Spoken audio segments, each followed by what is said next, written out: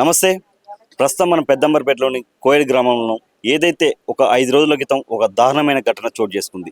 పల్లపు గోవర్ధన్ అనే వ్యక్తి సూసైడ్ చేసుకోవడం జరిగింది. ఎవరైతే 4 సంవత్సరాలు ఒక మహిళని సరిత అనే ఒక మహిళని ప్రేమించి పెళ్లి చేసుకొని ఒక కొడుకును కూడా కనడం జరిగింది.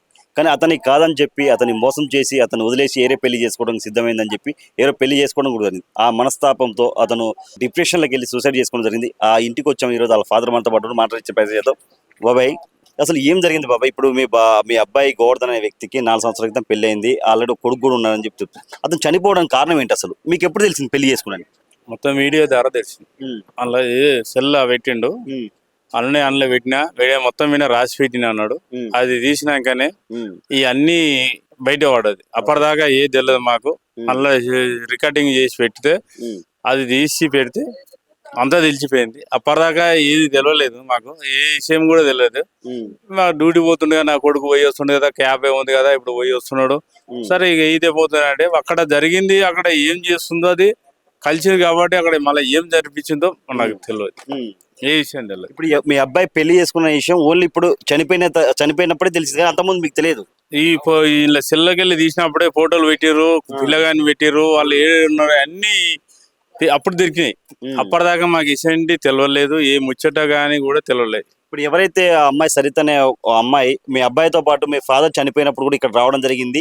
ఆ డాడీ నేను అమ్మాయిని ప్రేమిస్తానని చెప్పి మీతో కూడా చెప్పడం జరిగింది అంటే చెప్పాడా? అసలు ఏం చెప్పారు, ఏం మాట్లాడింది అమ్మాయి మీతో? అప్పుడు ఏమి చెప్పలేదు. ఒక 3 నెలల తర్వాత చెప్పిండు, నాయన ఇట ఒక అమ్మాయిని ప్రేమించిన నాయన మళ్ళా తోలుకొచ్చుకుంటా నేనైతే అన్నాడు. అంటే మళ్ళీ నీకు నచ్చితేనే తీసుకురా, ఆమెకు నచ్చాలి ముందు. ఆమె ఓకే అంటేనే అవుతుంది, లేకుంటే చూడ బిడ్డ మనము పోలీసు వాళ్ళు ముందే ఎంక్వైరీ మొత్తం లేడీస్ కి ఇన్వాల్వ్ చేస్తారు. ఇంత తీసుకుపోయినా వేధించినట్టే మనం చెప్పిన ఆ మాట కూడా చెప్పిన. ఏం లేదు ఆయన నాకు ఎప్పటికీ నాకు ప్రాణానికి ప్రాణం ఉంటది అని చెప్పిండు. సరే మళ్ళీ ఇష్టం బిడ్డ, నేనేమంటలేదు, నీకు నచ్చిన దానికి నేనేమంట, మీ ఇష్టం, మీ ఇష్టం అని అన్న. అంటే వచ్చిర్రు. వచ్చినాక నేనేమన్నా అంటే వచ్చినాక ఇక ఇంట్లోకి వస్తలేదు. ఇంట్లోకి రాకుంటే మా కొడుకే నొక్కొచ్చిండు, లోపల నొక్కొచ్చి కూర్చోబెడితే కుయ్యం అంటుంది కానీ గట్టిగా చెప్తలేదు. నాకు ఇష్టమే, నీ కొడుకు నాకు ఇష్టమే, మేము పెళ్లి చేసుకుంటాము, మేము ఈ విధంగా కలిసినాము, నాడు కలిసినాం గిట్టాన్ని కానీ ఏది కానీ కొడుకు పుట్టింది కూడా ఏ ముచ్చట చెప్పలేదు. కుయ్యం అంటుంది కానీ గట్టిగా చెప్తలేదు. ఆ మాటగా ఇన్వాల్వ్ చేసి మాట మాట్లాడినందుకు నేనేమనంటే ఇష్టం లేదన్నది మా ఆమె చెప్పింది, అన్ని ముచ్చట్లు చెప్పింది. చెప్పిన దానికి నేను చెప్పిన, చూడు బిడ్డ ఇష్టం ఉంటేనే ఆడోళ్ళ ముట్టుకో, ఆమె ఇష్టం ఉంటే పోయి 5 పోలీస్ స్టేషన్ పోయి చేసుకొని ఇష్టం ఉండే ఆమెనే మొత్తం ముందు ఆమెనే పెట్టు, నీకై సంబంధం లేదు, ఆమె ఇష్టపూర్తం ఉంటే నడిపి కానీ లేకూడదు. మీ కొడుకు పుట్టిన అబ్బాయిని మీ మనవని మీరు చూసారని? చూడలే, ఫోటోల్లో చూసిన పెట్టిండు. నాన్న ఫోటోల్లో చూసి నాన్న నాకు కొడుకు పుట్టిన నాన్న తీసుకురా నాన్న, నాకు జింద వచ్చిందంటే ఆ ఫోటోలు పెట్టి అన్ని అల్లనే పెట్టిండు. దవాఖానా పేరు చెప్పిండు. దవాఖానా పేరు చెప్తే కూడా దవాఖానా పేరు చెప్తే పోయి తెచ్చిన, సబ్ టికెట్ తెచ్చిన, కరెక్టే డెలివరీ అయింది, అన్నీ అయినాయి, నార్మల్ అయింది, అన్ని అయినాయి, తెచ్చిన పోలీస్ శాఖ కూడా ఇచ్చొచ్చిన. ఇప్పుడు మీరు మీ అబ్బాయి చనిపోయినాక మీరు కేసు పెట్టడం జరిగింది ఐతనగర్ పోలీస్ స్టేషన్ లో. ఏం చెప్పారు కేసు తీసుకున్నప్పుడు? పోలీసులు ఏం చెప్పారు, మీకు ఎలాంటి భరోసా ఇచ్చారు? ఎలాంటి భరోసా అంటే న్యాయమే చేస్తామని భరోసా తీసుకున్నారు. ఫస్ట్ పోయినాడు ఇక మీ కార్యక్రమం అయితే చెయ్యి, మీరు డెడ్ బాడీ తో పాటు వెళ్ళారు అక్కడికి? ఎలా? ఫస్ట్ బెడ్ బాడీ తోటి అక్కడ వెళ్ళినాము. అక్కడికి వెళ్ళి పోస్ట్ మార్టం పంపించారు. పోస్ట్ మార్టం పంపించినాక ఇక మళ్ళీ వచ్చినప్పుడు పోస్ట్ మార్టం అయిపోయినాక వచ్చినాక కార్యక్రమం చేసినాక మళ్ళా వాళ్ళు ఫోన్ చేస్తారు పడుకున్నాం. ఫోన్ చేయలే, ఫోన్ చేయకుంటే మళ్ళీ మేమే ఏమైంది సార్ అని మేమే పోయినాము. వాళ్ళు మాకు ఫోన్ చేసేది పోయి మేమే పోయినాం. సార్ ఏమైంది సార్ అని అడిగినాం. సరే అయిపోయినాయి ఆ కార్యక్రమం అంటే అయిపోయినాయండి సార్ అని అడిగినాం. అయిపోయినాయి అంటే సరే ఇంకా జరుగుతుంది, ఈ పిల్లగాడు పుట్టినని కురూపు ఏముంది అంటే, పిల్లగాడు పుట్టిన ఏం కురూపే అంటే పోయినా పిల్లగాని తెచ్చిన సబ్ టికెట్ తెచ్చి సార్కి ఇచ్చిన, ఓకే అన్నాడు. మళ్ళీ ఓకే అన్నాక నేను చర్య తీసుకుంటా అన్నాడు. అన్నాక నైట్ పట్టుకొచ్చారో పొద్దుగాల పట్టుకొచ్చారో తెచ్చి అయితే పోలీస్ స్టేషన్లో అయితే పెట్టారు. ఇప్పుడు ఏదైతే మీ అబ్బాయి ఎవరైతే ఇప్పుడు సరిత అనే ఎవరైతే ఉందో అమ్మాయిని మీ అబ్బాయి ఏరే పెళ్లి చేసుకోమని చెప్పాడు, మీ అబ్బాయి మీ మనవన్ని అమ్మాడని కూడా ఆ మహిళ చెప్తుంది కదా, మరి అసలు ఏంటి అసలు? అది తప్పు తప్పు సార్, అది మాట అనడం తప్పు. లేడీస్ పెళ్ళాన్ని ఇంకోనికి ఇస్తారా సార్? సమాజాన్ని ఇది ఒక న్యాయం ఉందా? ఇది అనేది పోలీసు వాళ్ళు ఏమంటారు అంటే నువ్వు అనేది అన్ని ఇది వాళ్ళు చెప్పిరంట. ఎవరు అమ్మాయి వాళ్ళు అదే చెప్పిందంట. చెప్తున్నాడు మీ అబ్బాయి అక్కడ ఇవ్వమంట అంటే కూడా చేసుకున్న పెళ్ళని అక్కడ ఇవ్వమంటారు సార్. తట్లే పువ్వు అని ఆడ పెడతారు సార్, ఎంగిల్ పువ్వు. కొంచెం ఏమన్నా అర్థమవుతుంది కదా సార్. ఇప్పుడు మరి మీ అబ్బాయి గోవర్ధన్ ఎందుకు ఆమె మాయలో మత్తులో పడి ఎందుకు మరి ఆ పెళ్లి ఏరే పెళ్లి చేసుకుంటుందని తెలిసినాక కూడా ఆ కారులో ఇప్పుడు ఆ అమ్మాయికి సంబంధించిన మ్యారేజ్కి సంబంధించిన అన్ని సామాన్లు ఇవన్నీ తీసుకెళ్లి అక్కడ డెలివరీ చేయడం లాంటివి చేశారని చెప్పి కూడా మీ అమ్మాయి కూడా చెప్తుంది. ఎందుకు మరి మీ అబ్బాయి ఇంత జరిగినా కూడా ఎందుకు ఆ మాయలో ఉన్నాడు, ఎందుకు ఆమెను వదిలించుకోలేకపోయాడు? సార్ ఏదో ఒకటి విధంగా జరిగింది. మొత్తం మీద ఏదో మత్తు పెట్టిందో మాయ పెట్టిందో చేసింది. అంటే నేను అక్కడ పెళ్లి అయ్యే ముందర మనం పెళ్లి మీటల మీదకి లేచి ఏదో విధంగా బయటికి వెళ్దామని అనుకున్నట్టుంది. అది చేద్దాం అనుకుంది కానీ అది చెయ్యలేదు.